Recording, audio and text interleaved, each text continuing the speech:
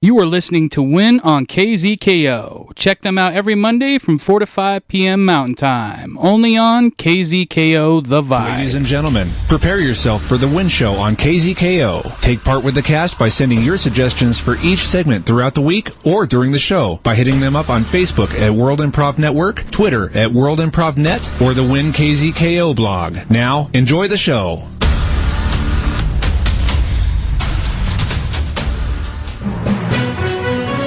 It's local. It's global. You are listening to Win World Local News.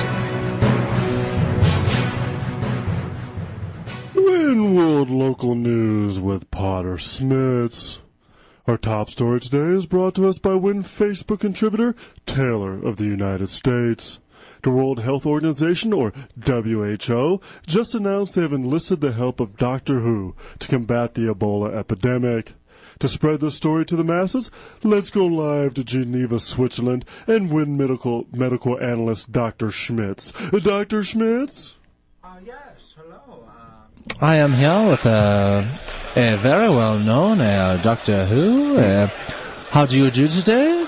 Oh, I'm doing just great, thank you. Oh, very good. And this is not your first foray into helping the people of Earth. Far from it. Far from it. So this is a bit outside the realm of what you usually do, isn't it? Oh, yeah, no time travel involved in this one, right? I mean, it's actual, got to be on the ground, boots on the ground, with the people, and I myself am at a greater danger than I normally am. And what precautions are you taking then to defend yourself against the Ebola virus? Oh, well, I've established sort of a false time shield around me, where all the air coming in gets filtered through prehistoric times. And then when it comes back through the shield and gets to me, it's been purified by dinosaurs. Purified by dinosaurs? Yes. What kind of... Are the dinosaurs in the bubble with you? Oh, no, the dinosaurs are back in prehistoric times. See, the air, when it passes through the time shield, goes back to prehistoric times. Yes. Where it is then breathed by dinosaurs and then exhaled, and then it comes back out into current times where I can then breathe it in, and it's queer. It seems like that would put you more at risk, considering the viruses of prehistoric times might be carried in the breaths of dinosaurs. Oh, I hadn't even considered that. Wow. Well, I guess that's a risk. I don't mean to poke a bubble, so to speak. Well, yeah, now, well, I'm really concerned here. This is, Well, let's move on to something a little... No, hold on here. This is very disconcerting. I mean, who knows what's wrong with me right now? I mean, I could have Tyrannosaurus Rex flu. Well, we are in a hospital, so you could get checked out if you wanted. Oh. Does anyone here know how to deal with dinosaur diseases? I mean, they've been extinct for millions of years. In actual fact, I know exactly how to deal with dinosaur diseases. Because my father was a paleoarchaeologist. Oh, well, thank you, Potter. Well then, I guess I'll be okay. I thought that knowledge would have been lost to history.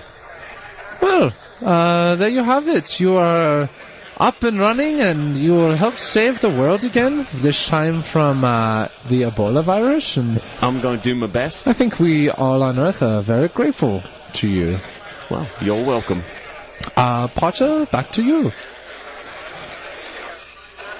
Potter. Well, thank you, Dr. Smittss. I appreciate that information. I was just trying to dig up some of my past notes on maybe how to best help out Doctor Who if the situation needs to arise. Now to a story brought to us by Win Correspondent Major of Denver, Colorado.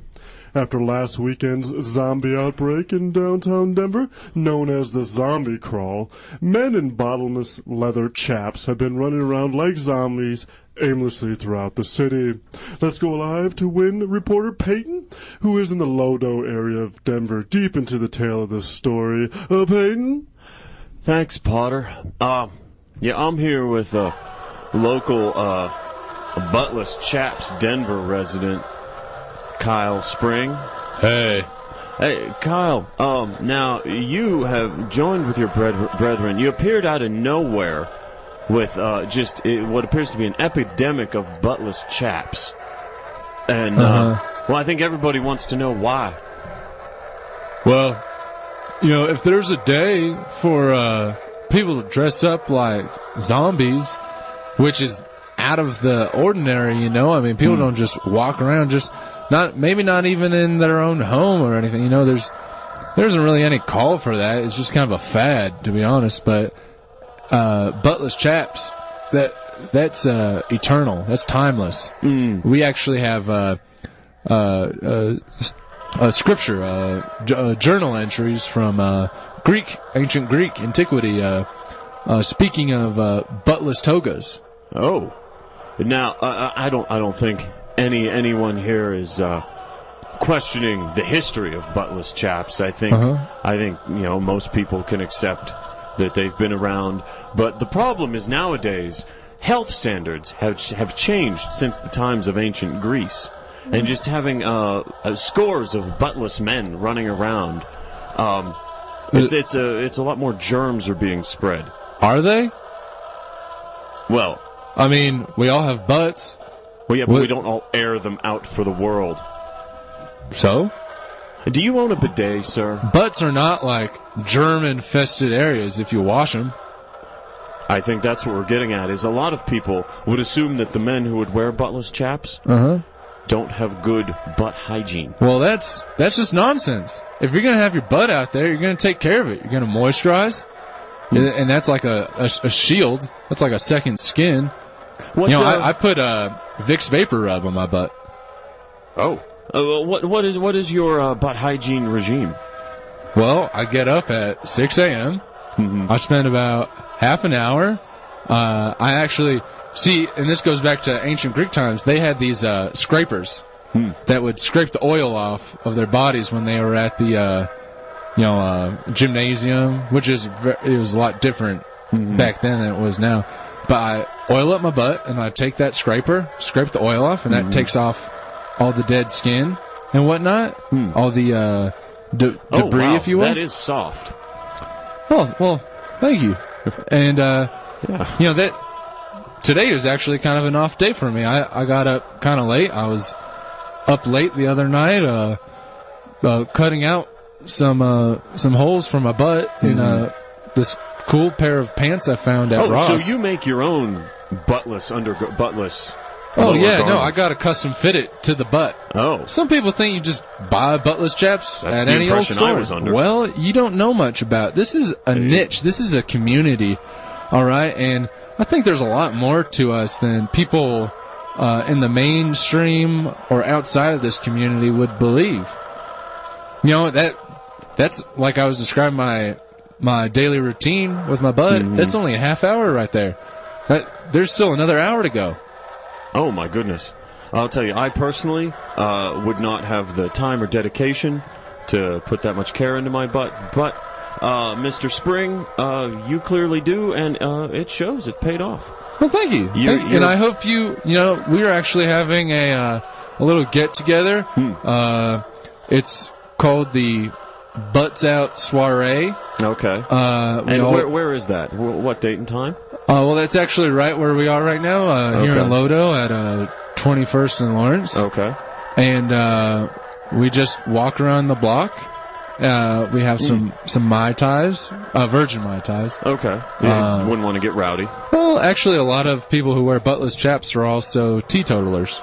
Oh. So there's some crossover there. Okay. Well, thank you, Mr. Spring, and for anyone that wants to become part of the buttless movement or buttless pants movement or protest, come down to Lodo at 21st this evening. Yes, this evening we meet regularly on Monday nights. Regularly on Monday nights. All right. 8 p.m. 8 p.m. Potter, back to you.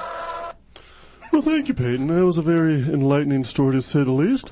Well, let's see what's going on in the Global Sports Desk, and let's see what Fired Up Frank is up to. I think he's at the, Naked Beekeeping World Championships. Fired Up? What's going on out there? Oh! Potter, I'm in a lot of pain! And I'm swelling!